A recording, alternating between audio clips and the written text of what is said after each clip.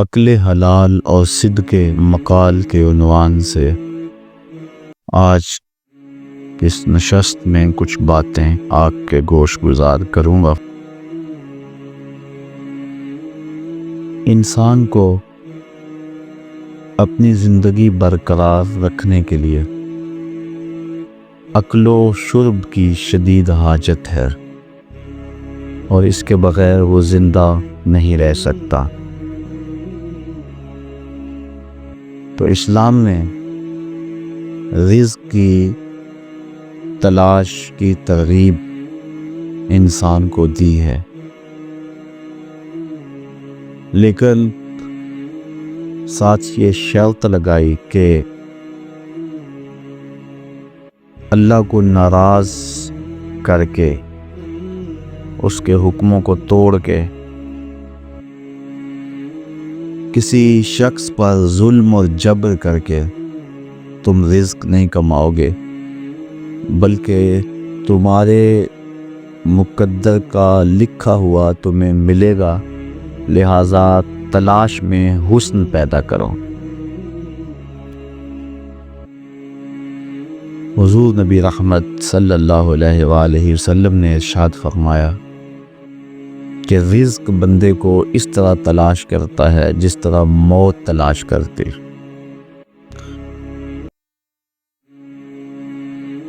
اب جو مقدر کا ہے وہ مل کے رہے گا۔ اگر ہم اپنے مالک کو ناراض کر دیتے ہیں رزق حرام کما کے، تو پھر بھی ہمیں وہی ملا جو مقدر کا، مقدر سے زائد پھر بھی نہیں ملا۔ اور اگر ہم اپنے رب کی رضا جوئی کو مقصود زندگی سمجھتے اور جو سائی کا حکم تھا وہ ہم کرتے، تو پھر بھی ہمیں وہی ملتا جو ہمارے مقدر کا تھا۔ جتنا لکھا ہے اس سے زائد یا کم نہیں ملتا، اور جب لکھا ہے اس سے پہلے نہیں ملتا۔ اب انسان کے اختیار میں یہ بات دی گئی ہے کہ وہ اپنے مقدر کو بذریعہ حلال حاصل کرتا ہے یا بذریعہ حرام حاصل کرتا ہے۔ جس طرح محافل کے اختتام پر لنگر وغیرہ بانٹتے ہیں، میں ایک سادی سی مثال دے رہا ہوں، تو اگر کوئی چھینا جھپٹی کر کے وہ لے لیتا ہے تو پھر بھی اس تک مل گیا، اور اگر کوئی ایک جگہ بیٹھا رہا، منتظر رہا کہ میں نے اخلاقی حدوں کو پامال نہیں کرنا، تو بانٹنے والے نے اس کی جھولی میں جا کے وہ ڈبہ رکھ دیا جس میں کھانا تھا، تو دونوں کو کھانا مل گیا۔ جس نے جھپٹ کر چھین کر لیا اس کو بھی مل گیا، اور جو وقار سے اپنی مسند پر بیٹھا رہا اور اس کو بھی پہنچ گیا، دونوں کو مل گیا۔ لیکن ایک کا طریقہ اچھا نہیں اور ایک کے طریقے میں حسن ہے۔ محفل جو کروا رہے ہیں انہوں نے سب کو دینے کے لیے وہ ڈبے تیار کیے تھے، تو جو چھین جھپٹ کے لے گا اسے بھی ملیں گے، جو ویسے بیٹھا رہے گا اس کو بھی ملیں گے۔ اب آدمی کی اپنی کیفیت ہے، اگر وہ بے صبرا ہو جاتا ہے، جلد باز ہو جاتا ہے، غصہ انداز اختیار کر لیتا ہے، تو وہ اپنے مقدر کو حاصل کرنے کے لیے اخلاقی قدریں پامال کر دیتا۔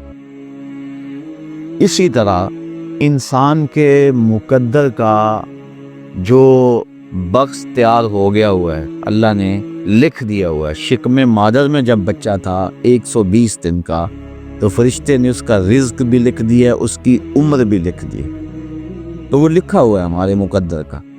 اب اس کو ہم بذریعہ حرام حاصل کرتے ہیں، کسی کا خون نچوڑ کے حاصل کرتے ہیں، کسی کو دکھ دے کے حاصل کرتے ہیں، یا کہ حسن کے ساتھ حاصل کرتے ہیں، یہ ہمیں اختیار دیا گیا ہے۔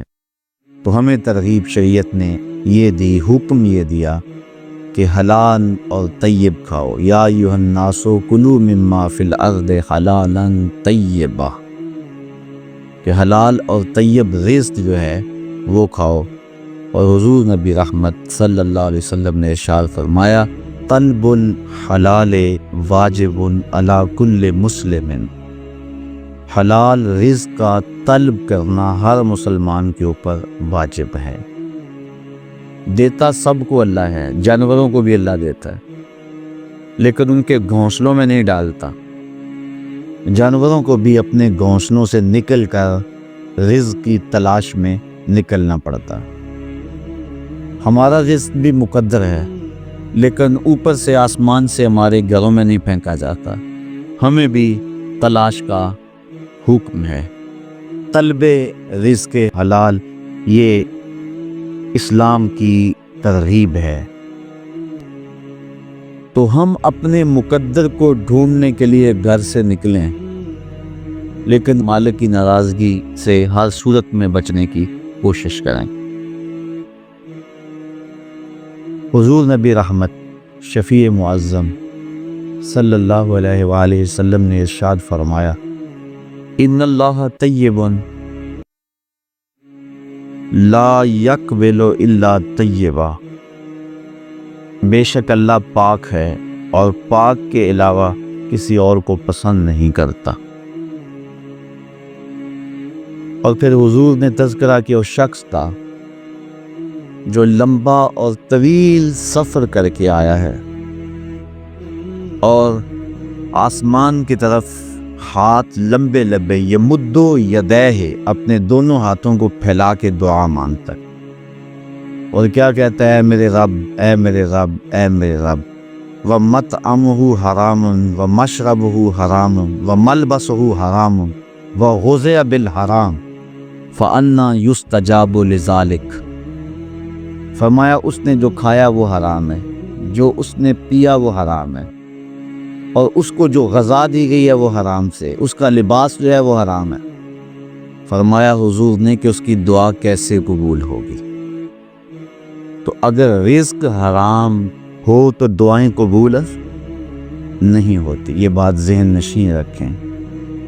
ایک صحابی نے حضور سے عرض کی کہ حضور مجھے ارشاد فرمائیں کہ میں کس طرح مستجاب الدعویٰ بن جاؤں، یعنی میری ساری دعائیں میرا رب قبول فرمایا کرے۔ یہ حضرت سعد بن ابی وقاص رضی اللہ تعالی عنہ نے حضور سے سوال کیا کہ حضور اللہ کی بارگاہ میں دعا کریں کہ میں مستجاب الدعوات بن جاؤں۔ تو حضور نے ارشاد فرمایا، یا سعد اطب مطعمک تکن مستجاب الدعوہ، اے سعد اپنے رزق کو پاک کر لے، اللہ تیری دعائیں کبھی رد نہیں فرمایا کرے۔ تو جس کا رزق پاک ہو اس کی دعائیں قبول ہوتی ہیں۔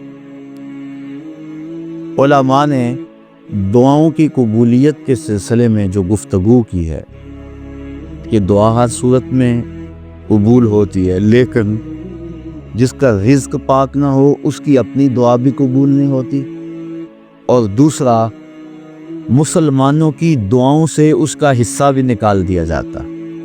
جب لوگ دعائیں مانگتے ہیں اجتماعی، اللہ تمام کائنات کے لوگوں کو صحت دے دے، ان کی معاشی پریشانیاں دور کر دے، دعائیں ہو رہی ہوتی، تو جو شخص حرام کماتا ہے نیک لوگوں کی دعاؤں سے اس کا حصہ نکال دیا جاتا ہے، نہ اس کی اپنی دعا قبول ہوتی ہے اور نہ کسی کی دعا اس کے حق میں قبول ہوتی ہے۔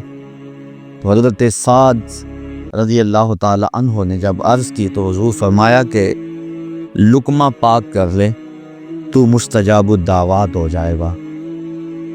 اللہ اکبر۔ فرمایا والذی نفس محمد بیدہ، مجھے قسم ہے اس رب کی کہ محمد کی جان جس کے قبضے میں ہے۔ حضور نے ارشاد فرمایا کہ جب کوئی شخص حرام کا لقمہ اپنے پیٹ میں ڈالتا ہے 40 دن تک اللہ اس کا کوئی عمل قبول نہیں فرماتا، اور فرمایا وہ گوشت جو حرام کی غذا سے پلا کل قیامت کے دن جہنم کی آگ میں ڈال دیا جائے گا۔ اور ایک روایت حضرت ابن عمر رضی اللہ تعالی عنہ سے ہے، فرماتے ہیں کہ من اشترى صوبا بعشرة دراهم وفيه درهم من حرام لم يقبل اللہ عز وجل له صلاة ما دام علیہ. جس نے 10 درہم کا لباس خریدا، اس کے اندر 1 درہم حرام کا تھا، 9 درہم پیور حلال تھے. حضرت ابن عمر کہتے ہیں کہ جب تک وہ لباس اس کے بدن پہ رہے گا اس کی کوئی نماز قبول نہیں ہوگی. ثم ادخل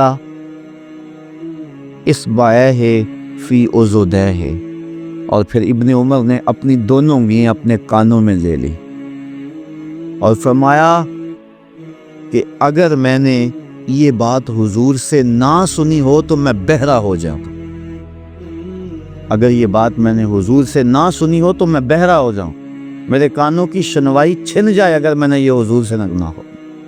یہ حضور نے ارشاد فرمایا کہ جو شخص 10 دراہم کا کوئی کپڑا خریدتا ہے، 1 درہم بھی اس میں حرام کا ہے، تو اس کی نماز قبول نہیں ہوتی. قرب قیامت کے فتنوں کا تذکرہ کرتے ہوئے حضور نے ارشاد فرمایا کہ قرب قیامت میں معاملات ایسے ہو جائیں گے کہ لوگوں کو مال سے غرض ہوگی، اس سے غرض نہیں ہوگی کہ یہ حلال سے ہے یا یہ حرام سے ہے. اور آپ دیکھ لیں جس دور میں آج ہم جی رہے ہیں، ہر بندے کی خواہش ہے کہ دولت اکٹھی کر لو. اس کے ذرائع کیا ہیں، اس سے کسی کو غرض نہیں ہے. یہ قرب قیامت کا فتنہ ہے کہ لوگ حلال کا اہتمام نہیں کریں گے، جبکہ صدر اسلام میں اور بعد میں آنے والے ادوار میں لوگوں نے اپنے لقمے کی حلت کا خصوصیت کے ساتھ اہتمام کیا، بلکہ بعض اوقات شک کی وجہ سے حلال کو بھی چھوڑ دیتے تھے. وہ معمولی سا شک پیدا ہو جاتا تو اس کو بھی چھوڑ دیتے. تو آج حرام قوم میں رچ گیا ہے. حضرت ابو درداء رضی اللہ تعالی عنہ نماز پڑھتے ہیں فجر کی اور بہت جلد چلے جاتے ہیں. ایک دن فرمایا ابو درداء کاہے کی جلدی ہوتی ہے، لوگ تو دیر تک بیٹھے رہتے ہیں. صحابہ اشراق بھی پڑھ کے جاتے تھے، لیکن تم بڑی جلدی چلے جاتے ہو. عرض کی بندہ نواز، میرے ہمسایوں کے گھر میں ایک کھجور کا اونچا درخت ہے جس کا جھکاؤ میرے گھر کی طرف ہے، اور آپ جانتے ہیں آج کل سحری کے وقت مدینے کو ٹھنڈی ہوائیں سلامی دینے آتی ہیں.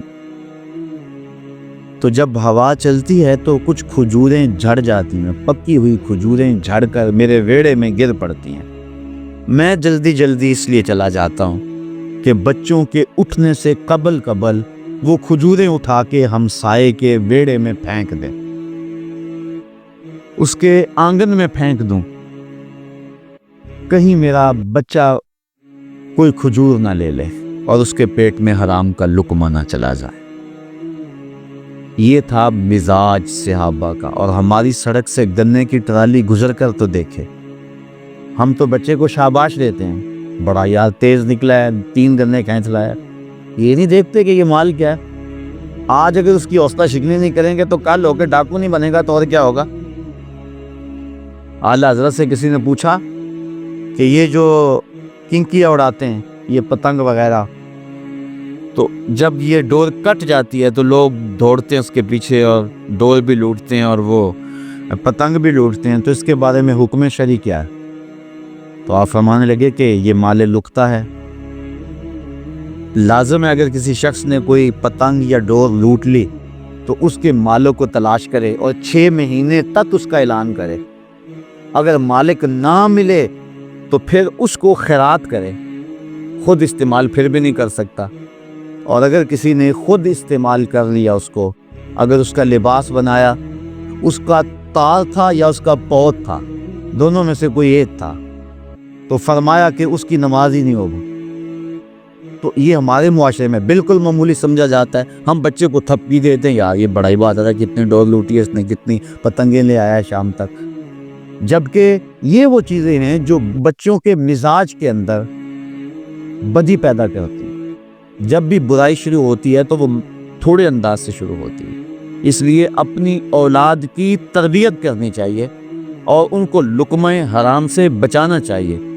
حضرت امام حسین رضی اللہ تعالیٰ عنہ مسجد نبوی میں تشریف لائے تو وہاں صدقے کی کھجوروں کا ڈھیر لگا ہوا تھا، تو بچے سے کھجوریں پڑی تھیں، آئے اور انہوں نے ایک کھجور لی اور اس کو اپنے منہ میں ڈال لیا۔ آقا کریم علیہ السلام بڑی تیزی کے ساتھ آگے بڑھے اور انگلی ڈال کر ان کے حلق سے کھجور کو نکال کر باہر پھینکا اور کخن کخن کہا، اسے پھینک دو، اور فرمایا کہ ہم صدقہ نہیں کھایا کرتے۔ تو اب دیکھیے کہ کس طرح سے ان کی حفاظت کی۔ جب ان کے لقمے کی حفاظت یوں کی تو پھر اسی حسین نے نیزے کی نوک پہ چڑھ کے قرآن سنایا۔ تو جب لقمے کی حفاظت ہو، وہ واقعہ بڑا معروف ہے کہ پانی کے کنارے جا رہے تھے ابو صالح جنگی دوست، تو ایک سیب پانی کے بہاؤ پہ دیکھا، بھوک لگی تھی، کتنے دنوں سے کچھ نہیں کھایا تھا، سیب کھا لیا، پھر خیال آیا یہ تو میری ملک ہی نہیں تھا، اب دوڑ پڑے جدھر سے پانی آ رہا تھا، بڑی دور جا کے ایک باغ آیا جس کی شاخیں لٹک رہی تھیں اس نہر میں، سمجھ گئے کہ اسی باغ سے ٹوٹا ہے۔ باغ کے مالک کو جا کے ملے، کہنے لگے کہ میرے گمان کے مطابق تمہارے باغ کا ایک سیب ٹوٹا ہے، پانی میں بہتا ہوا جا رہا تھا، بھوک بڑی شدید تھی، میں نے کھا لیا، پھر خیال آیا میں بھاگا آیا ہوں، آپ مجھ سے اس کے پیسے لے لیں یا معاف کر دیں، یا کوئی آپ مجھے بتائیں کہ میرا گناہ معاف ہو سکتا ہے کہ نہیں۔ اس نے سوچا کہ ایک سیب کھا لیا اور یہ اتنی دور سے سفر کر کے آیا، یہ تو کوئی جوہر ہے۔ باغ کا مالک بھی کوئی معمولی شخص نہیں تھا، نام تھا عبداللہ صومعی۔ اس نے کہا اتنے بڑے گناہ کرنے اور اتنی جلدی معافی ہو جانے، تو یہ آپ دیدہ ہو گئے، مجھے معاف کر دو، مجھے بتاؤ میں کیا جو ہے وہ اس کے بدلے میں دے سکتا ہوں۔ اس نے کہا 12 سال میرے باغ کو پانی لگانا ہے، ایک سیب کے کھانے پر 12 سال کا سزا ہے، اس کے بعد ایک شرط اور ہے، پھر تمہیں معافی ہو جائے گی۔ یہ جی کہا کہ ایک سیب ہے 12 سال میں سیب لا کے دے دیتا ہوں۔ کہا اچھا پھر معاف کر دو گے؟ کہاں پھر کرتا ہوں۔ 12 سال سیب کے باغ کو پانی دیتے رہے، اس کی جو ہے وہ دیکھ بھال کرتے رہے۔ 12 سال جب بیتنے کے قریب تھے تو عبداللہ صومعی کے کچھ مہمان آئے، انہوں نے کہا ابو صالح جاؤ سیب توڑ کے لاؤ۔ ابو صالح گئے، سیب توڑے۔ جب عبداللہ صومعی نے سیب دیکھے تو وہ کچے تھے، کہنے لگے ابو صالح 12 سال ہو گئے تمہیں سیب کے باغ میں کام کرتے ہوئے، تمہیں ابھی تک پتہ ہی نہیں سیب کچے کیا ہوتے ہیں تو پکے کیا ہوتے ہیں۔ کہا میں ایک خطا کی سزا بھگت رہا ہوں، تو میں نے اس دن سے آج تک نظر اٹھا کے سیب کی طرف دیکھا بھی نہیں ہے، میں نے احتیاط کی ہے کہ میں تو پہلی لفظ پر جو ہے وہ یہ سزا بھگت رہا ہوں، تو میں نے کبھی سیب کو دیکھا بھی نہیں۔ کہا دوسری شرط یہ ہے کہ میری ایک بیٹی ہے جو آنکھوں سے دیکھ نہیں سکتی، کانوں سے سن نہیں سکتی، زبان سے بول نہیں سکتی اور ہاتھوں سے پکڑ نہیں سکتی، اس کے ساتھ تمہارا نکاح کروں گا، اگر قبول ہے تو پھر تمہارا یہ جرم معاف ہو جائے۔ کہا ٹھیک ہے مجھے قبول ہے۔ جوان تھے، عنفوان شباب تھا، آرزوؤں کے مچلنے کا دور تھا، کہا میرا بس گناہ معاف ہو جائے۔ عبداللہ صومعی گھر لے آئے، بیٹی سے نکاح کر دیا اور شام کو کہا جاؤ اپنی زوجہ کے اجلے عروسی میں گئے، دیکھا کہ وہاں ایک خوبصورت خاتون بنی سنوری ہوئی بیٹھی ہے، تو فوراً بھاگ آئے۔ عبداللہ صومعی کھڑے تھے، کہا کیا ہوا ہے؟ کہا میں ایک جرم کیا تھا تو اتنی سزا، تو اب کہیں پھر نہ غلطی لگ جائے، آپ نے جو بتایا تھا یہ وہ تو نہیں ہے، یہ تو صحیح الاعضاء ہے۔ کہا بیٹا وہی تمہاری بیوی ہے، وہ جو کانوں سے بہری ہے اس کا مطلب یہ ہے کہ اس نے غیر محرم کی آواز آج تک نہیں سنی، جو منہ سے بول نہیں سکتی تو اس کا مطلب یہ نہیں کہ وہ گونگی ہے، اس کا مطلب ہے کبھی اس نے غیر محرم سے کلام نہیں کیا، اور اگر وہ پاؤں سے چل نہیں سکتی تو اس کا مطلب یہ ہے کہ وہ 4 دیواری سے باہر نہیں نکلی ہے۔ تو یہ ہے اس کا مطلب اور یہ ہے اس کا مفہوم۔ تو پھر حضرت ابو صالح جنگی دوست اور اس خاتون کے نکاح کے بعد ایک بیٹا جنم لیتا ہے، جس بیٹے کو دنیا غوث اعظم شیخ عبد القادر جیلانی کہتی۔ تو جب لقمہ پاک ہوگا تو پھر نتائج ایسے برآمد ہوں گے، اگر لقمہ پاک نہیں ہوگا تو نتائج ٹھیک نہیں ہوں گے۔ تو یہ بات ذہن میں رکھیں کہ حفاظت کرے، تھوڑا کھا لیں لیکن ہو حلال کا، حرام کا کہیں شامل نہ ہو جائے، اندر بھی لٹ جائے گا، انسان کے چہرے کا نور بھی باقی نہیں رہے گا، اور آخرت کے اندر وہ بدن جو حرام کے لقمے سے پرورش پاتا ہے اس کو جہنم کی آگ میں جلایا جائے گا۔ اللہ اکبر۔ بلکہ ہمارے بزرگوں نے تو اس باب کے اندر بہت زیادہ احتیاطیں کی ہیں۔ آؤ تمہیں تمہارے احمد رضا کی چوکھٹ پہ لے چلو۔ آج دنیا ان کے نام کے قصیدے یوں ہی نہیں پڑھتی، آج ہر مسجد میں جمعے کے بعد ان کا سلام یوں ہی نہیں پڑھا جاتا۔ ان کی قبولیت ہے بارگاہ رسالت مآب میں، اور ان کی زندگی حزم و احتیاط سے گزرتی رہی ہے۔ اعلیٰ حضرت ایک دعوت پہ تشریف لے گئے تو انواع و اقسام کے کھانے انہوں نے رکھے ہوئے تھے۔ آپ نے شوربہ لیا تو وہ بڑا لذیذ محسوس ہوا، جی میں آیا کہ میں اس کو تھوڑا سا پی لوں، طبیعت کا میلان بھی سمت تھا۔ آپ نے میزبان کو بلایا اور بلا کر کہا کہ میرا جی چاہتا ہے کہ میں یہ شوربہ پی لوں، اگر تم اجازت دو تو میں یہ تھوڑا سا پی لوں۔ اس نے کہا حضور ہے آپ کے لیے تو سب کچھ ہے، تو آپ مجھ سے اجازت مانگ رہے ہیں؟ فرمانے لگے نہیں، جو شوربہ ہوتا ہے وہ عرف میں مشروب نہیں معقول ہے، یعنی پیا نہیں جاتا، کھایا جاتا ہے، اور بطور سالن استعمال ہوتا ہے، بطور مشروب استعمال نہیں ہوتا۔ تو جب میں اس عرف سے ہٹوں گا تو پھر مجھے ضرورت ہے کہ میزبان سے اس کی اجازت لوں، کیونکہ اگر کوئی ہر شخص جو ہے وہ پینا شروع کر دے، تم نے پینے کے لیے تو نہیں بنایا، تم نے تو کھانے کے لیے بنایا، تو پھر کم پڑ جائے گا۔ تو اگر تم اجازت دیتے ہو تو میں لیتا ہوں۔ یہ تھی احتیاطیں ہمارے بزرگوں کی۔ یہ شادی بیاہ کے موقع پہ وہ چٹنی یا وہ دہی وغیرہ رکھتے ہیں تو وہ بطور مشروب تو نہیں رکھتے، کچھ لوگ گلاسوں میں ڈال کر پینا شروع کر دیتے ہیں۔ تو اس وقت مجھے اعلیٰ حضرت بڑے یاد آتے ہیں کہ اس کا عرف کھانے کا ہے، پینے کا نہیں۔ تو جس چیز کا عرف کھانے کا ہو اس کو کھایا جائے، اور جس کا عرف پینے کا ہو اس کو پیا جائے۔ تو اعلیٰ حضرت نے اتنی بھی احتیاط فرمایا کہ اس کا عرف جو ہے وہ کھانے کا ہے، پینے کا نہیں، جب میں عرف سے ہٹوں گا تو مجھے الگ سے اجازت دینا پڑے گی۔ یہ احتیاط تھی ہمارے بزرگوں کی رزق کے بارے میں۔ اللہ اکبر۔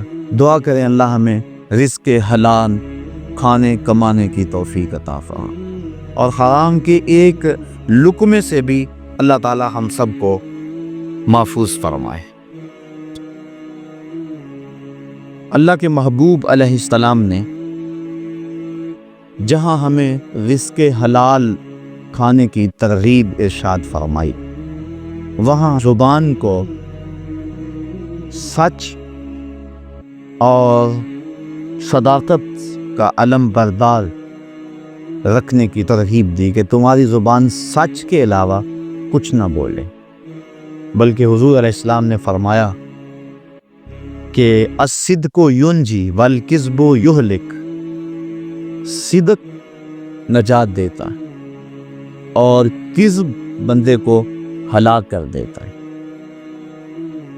یہ زبان کی آفت ہے کہ زبان کے اوپر جھوٹ آ جائے۔ ایک روایت میں سے آبا نے حضور سے پوچھا کہ حضور مسلمان بخیل ہو سکتا ہے؟ فرمایا نہیں، مسلمان بخیل نہیں ہوتا، وہ سخی ہوتا ہے، لیکن فرمایا ہو سکتا ہے کبھی اس سے بخل بھی ہو جائے۔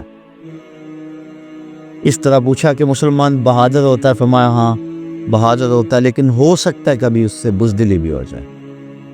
عرض کی حضور کیا مومن جھوٹا ہو سکتا ہے؟ فرمایا جھوٹا نہیں ہو سکتا، یہ پکی بات ہے، مومن جھوٹا نہیں ہو سکتا۔ میں امام غزالی کے حوالے سے پڑھ رہا تھا، آپ فرماتے ہیں کہ انسان جب گناہ کرتا ہے تو بعد میں نیکی کرتا ہے تو وہ جو گناہ کی کالک ہے وہ مٹ جاتی ہے، جو لگی ہوتی ہے دل کے اوپر وہ مٹ جاتی ہے۔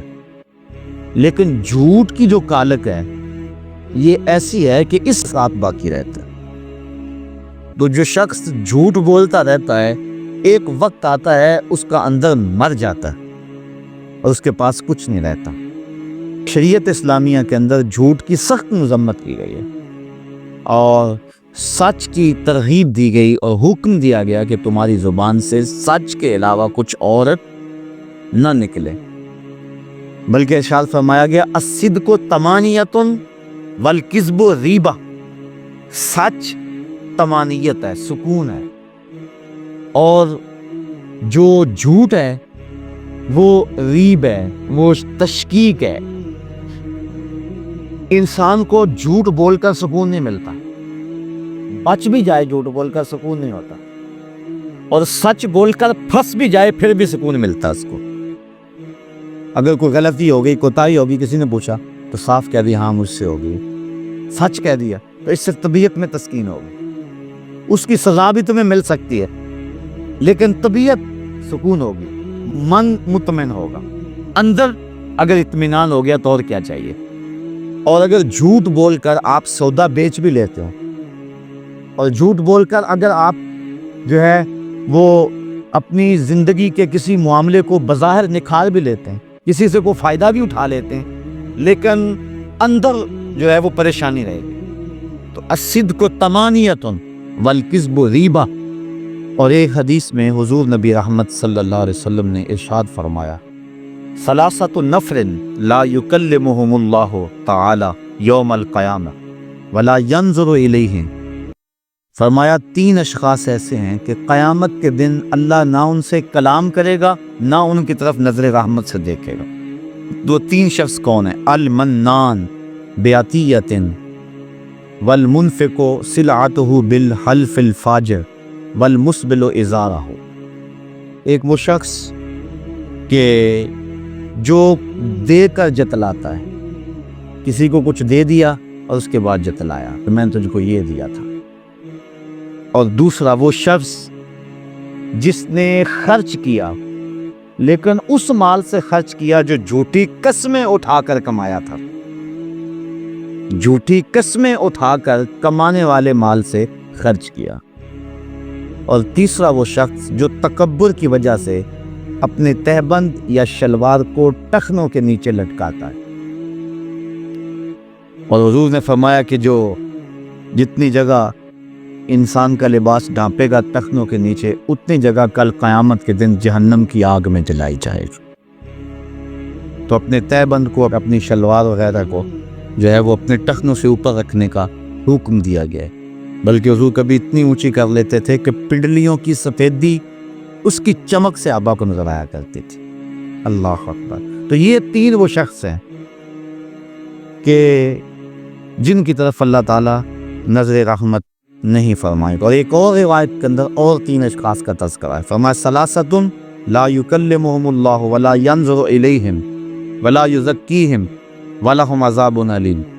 3 شخص ایسے ہیں کہ نہ تو اللہ تعالیٰ ان سے کلام کرے گا، نہ ان کی طرف نظر رحمت کرے گا، اور نہ ہی ان کو پاک کرے گا، اور ان کے لیے عذاب بھی دردناک ہوگا. وہ 3 شخص کون ہیں؟ شیخ زان، بوڑھا زانی جو بوڑھا ہو گیا لیکن زنا نہیں چھوڑتا.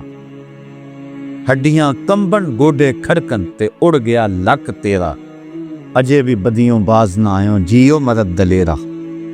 و مالکن کذاب، اور ایک جھوٹا بادشاہ، حکمران اور جھوٹ بولتا. و عائل مستکبر، اور تیسرا غریب آدمی ہو لیکن تکبر کرتا.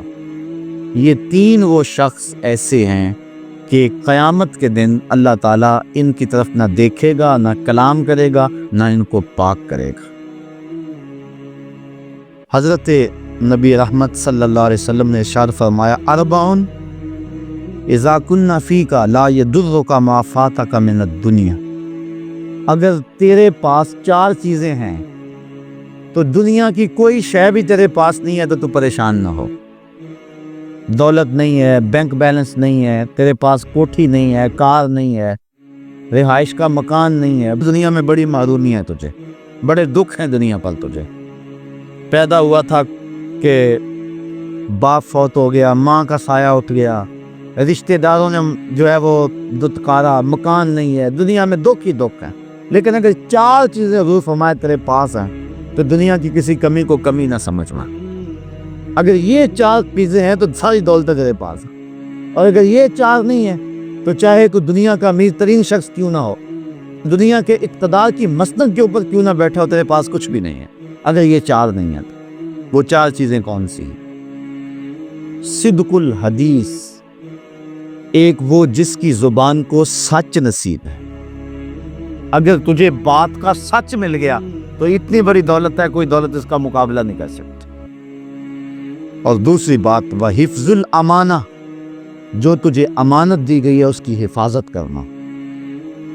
اور تیسری بات وحسن خلق، اور اچھا خلق، ہر ایک کو ہنس کے ملنا، اچھائی سے ملنا. یہ نہیں ہے کہ چہرے پہ یہ بوسر طاری ہو، ماتھے پہ شکنے ہو، عجیب سا بندہ ہو، نہ، لوگوں کو ہنس کے ملے. حضور نے فرمایا کہ نیکی کو حقیر نہ سمجھو، ولو ان تلقى اخاك بوجه طلق، اگرچہ تم اپنے مسلمان بھائی کو خندہ پیشانی سے ملو تو یہ بھی چھوٹی نیکی نہیں ہے، یہ بھی بہت بڑی نیکی. تو حسن خلق، لوگوں کے ساتھ اچھا سلوک کرے. اور چوتھی چیز وعفت طعمہ، اور اس کے کھانے کا پاک ہونا. اگر یہ 4 چیزیں کسی کو مل گئی، اگر دنیا کی کوئی اور چیز نہ بھی ملی تو وہ پریشان نہ ہو، یہ 4 چیزیں اس کے لیے بہت بڑی دولت ہے. میرا خیال ہے اس کو ہم یاد کر لیں، پھر ایک مرتبہ میں ان 4 چیزوں کو گنوا لیتا اور اس کو آپ یاد کر لیں اور کوشش کریں کہ ان 4 چیزوں کو ہم اپنی زندگی کے اندر داخل کریں گے. اور وہ پہلی چیز صدق الحدیث، سچی بات. کبھی بھی زبان سے جھوٹ نہ نکالو. یہ زبان اور شرم کا، حضور نے فرمایا تم ان 2 چیزوں کی مجھے ضمانت دے دو، میں تمہیں جنت کی ضمانت دے دیتا. ان 2 چیزوں کی ضمانت تم مجھے دے دو، میں تمہیں جنت کی ضمانت دے دیتا ہوں.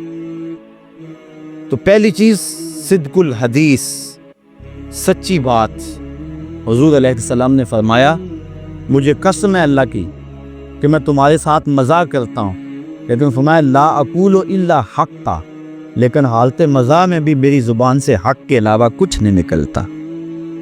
بعض کا لوگ مزاح میں جھوٹ بول دیتے ہیں. کہا نہ.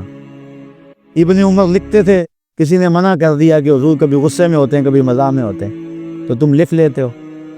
تو حضور نے فرمایا لکھتے نہیں ہو. عرض کی حضور مجھے روک دیا گیا. کہا اکتب فوالذی نفس بیدی، فرمایا لکھا کرو، مجھے قسم ہے اس کی جس کے قبضے میں میری جان ہے، اس زبان سے حق کے علاوہ کچھ بھی نہیں نکلتا. مزاح میں بول رہے ہو یا غصے میں بول رہے ہیں. بعض کا تو بندہ غصے میں آ جاتا ہے، اس وقت بھی بے قابو ہو جاتا ہے. حضور نے ارشاد فرمایا منافق کی 4 نشانیاں ہیں، اور جس کے اندر یہ 4 پائی جائیں وہ پکا منافق ہے. اور جس میں 4 میں سے کوئی پائی جائے تو اس میں نفاق کی ایک علامت ہے. یہاں سے نفاق اعتقادی مراد نہیں ہے، نفاق عملی مراد ہے.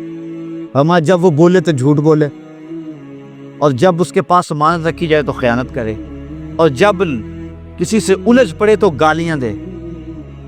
جب کسی سے الجھ پڑے تو گالیاں دیتا ہے، یہ اس کی علامت ہے. تو گالی دینا، زبان سے غصے کے عالم کے اندر ایسی کو بات کرنا، غصہ بھی ہو تو پھر بھی اپنے اوپر کنٹرول رکھے، اپنی زبان سے کوئی ایسا جملہ نہ کہے جو نامحمود. تو حضور علیہ السلام نے ارشاد فرمایا کہ میں تم سے مزاح بھی کرتا ہوں، ولا اقول الا حقا، بے شک میں تمہارے سے مزاح بھی کرتا ہوں لیکن سن لو میری زبان سے حق کے علاوہ کچھ نہیں نکلتا. وہ دہن جس کی ہر بات وحی خدا، وما ينطق عن الهوى ان هو الا وحی یوحی، کیونکہ حضور اللہ کی مرضی کے بغیر بولتے ہی نہیں. تو زبان کو ہر حالت کے اندر، مائیں بعض کا چھوٹے بچوں کو بہلانے کے لیے بات کرتی ہیں اور کوئی جھوٹ بول دیتے ہیں ادھر آؤ یہ دیں گے. کبھی ایسا نہیں کرنا چاہیے، یہ بھی جھوٹ ہے. امام بخاری کسی سے حدیث لینے گئے اور بڑا طویل سفر کر کے وہاں پہنچے تو پتہ چلا کہ وہ باہر کھیتوں میں گئے ہو، تو آپ ان کے پیچھے چلے گئے.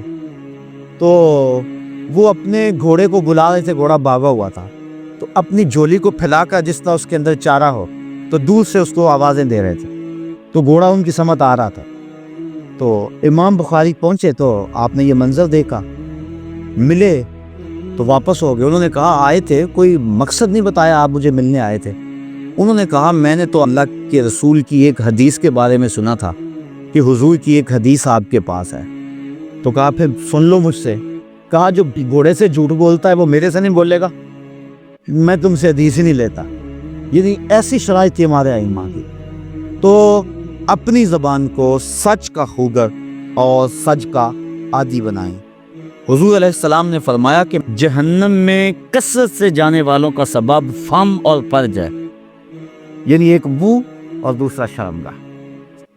زیادہ لوگ جہنم کا شکار ان دو آفتوں سے ہوئے.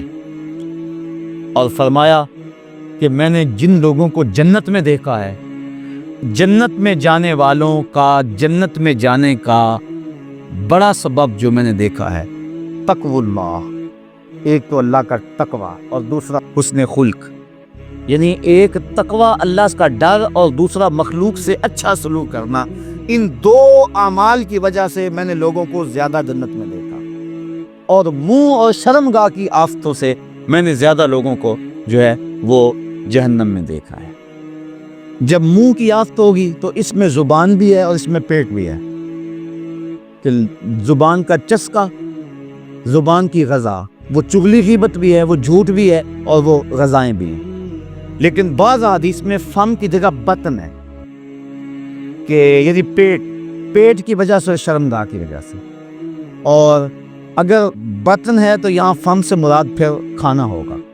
لیکن دوسری حدیث جہاں حضور فرمایا کہ مجھے تم ضمانت دے دو جو تمہارے دو جبڑوں کے درمیان اور جو دو ٹانگوں کے درمیان ہے, میں تمہیں جنت کی ضمانت دیتا ہوں. تو اس فم سے مراد پھر جو ہے وہ زبان کا معاملہ ہوگا. جب صبح ہوتی ہے سارے اعضائے بدنیاں زبان کے آگے ہاتھ جوڑتے ہیں اور کہتے ہیں کہ تو ایسی کوئی بات نہ کرنا, بات تو کرے گی سزا ہمیں ملے گی. تو دو چیزوں کی اہمیت بہت ساری ہے, ایک حلال کے لقمے کی اور ایک زبان کو سچ کا کوگر بنانا. آج کی اس نشست میں یہی میں آپ کے سامنے بیان کرنا تھا. حضور نبی رحمت صلی اللہ علیہ وآلہ وسلم نے حضرت معاذ رضی اللہ تعالیٰ عنہ کو ایک ارشاد فرمایا, بلکہ وصیت فرمائی. وہ وصیت سن لیں. فرمایا اوصی کا بتقوی اللہ و صدق الحدیث و اداء الامانہ والوفاء بالعہد و بذل السلام و خفض الجناح, کہ میں تجھے اللہ سے ڈرنے کی, سچی بات کہنے کی, امانت کو ادا کرنے کی, وعدوں کو پورا کرنے کی, اور السلام علیکم کو پھیلانے کی, اور اپنے بازوں کو سکیڑنے کی وصیت کرتا ہوں. یہ وصیت حضور نے اپنی امت کو فرمائی. تو انسان اگر اپنی زبان کو اور اپنے پیٹ کو حرام سے بچا لے تو اللہ کی رحمتوں کا حقدار ہوتا ہے, اور اگر وہ اپنی زبان اور اپنے پیٹ کو حرام سے نہ بچائے تو اس کی آفتیں ایسی ہوتی ہیں کہ نیکی کا جو نور ہے اس کی برکتوں سے جو دل کے میل دھلتے ہیں, تو جھوٹ کی وجہ سے جو دل کا میل ہے وہ بھی ختم نہیں ہوتا ہے. اللہ تعالی ہمیں اس بری خصلت سے محفوظ و معصوم فرمائے. اور مجھے